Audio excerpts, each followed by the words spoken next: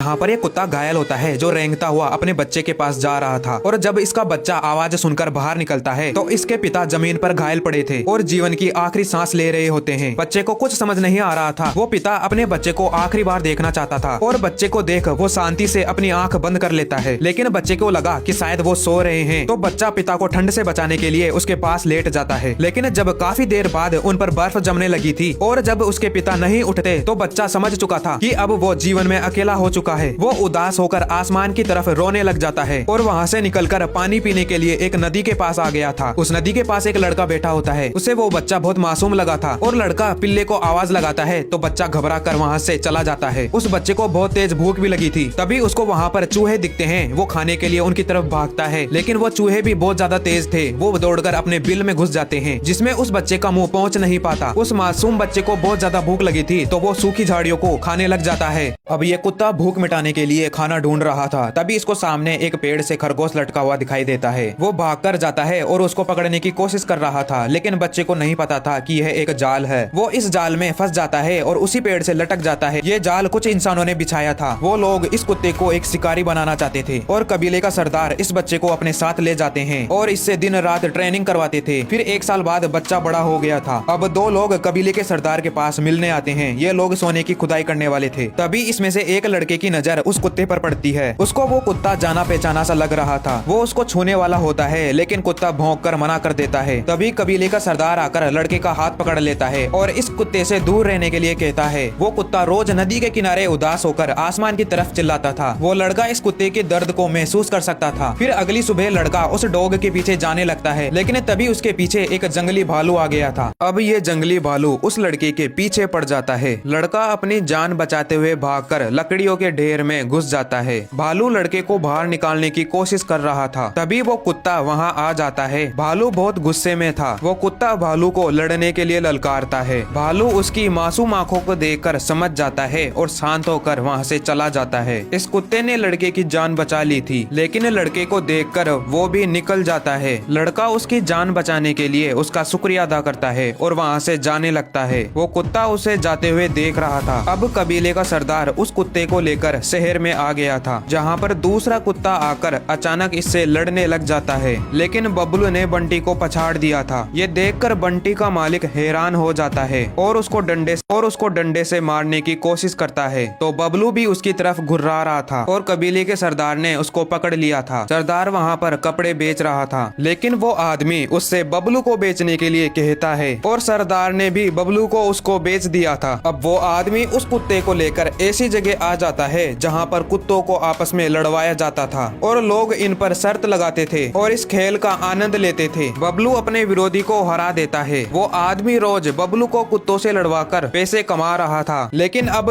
बबलू को समझ आने लगता है, जिससे उसने लड़ना बंद कर दिया था, जिस कारण उसका मालिक उसको मारने लगता है। लेकिन तभी एक लड़का आकर उसको बचा लेता है। ये लड़का बबलू को पहले से जानता था। उसने बबलू के घाव पर पट्टी बांध दी थी। वो लड़का धीरे धीरे करके बबलू से दोस्ती करने की कोशिश कर रहा था, लेकिन बबलू शुरुआत में लड़के को नहीं अपनाता। लेकिन फिर समय के साथ बबलू ने लड़के को अपना मालिक बना लिया था और वो दोनों साथ साथ खेलते थे। फिर एक दिन बबलू ने खदान में से बहुत सारा सोना खोज निकाला था, जिसे देखकर लड़का हैरान हो जाता है और वो लड़का सोने को पिघलाकर उसकी ईंट बना लेता है। लेकिन कुछ लोगों को सोने के बारे में पता चल गया था और वो लोग दोनों को निपटाने का प्लान बनाते हैं। उन्होंने उसके घर को आग लगा दी थी और एक आदमी जैसे ही घर में घुसता है, बबलू ने उन लोगों पर हमला कर दिया था। वो बहुत ज्यादा गुस्से में था। बबलू ने उन सबको हरा दिया था। फिर लड़का बबलू और सोने को लेकर गांव से चला जाता है।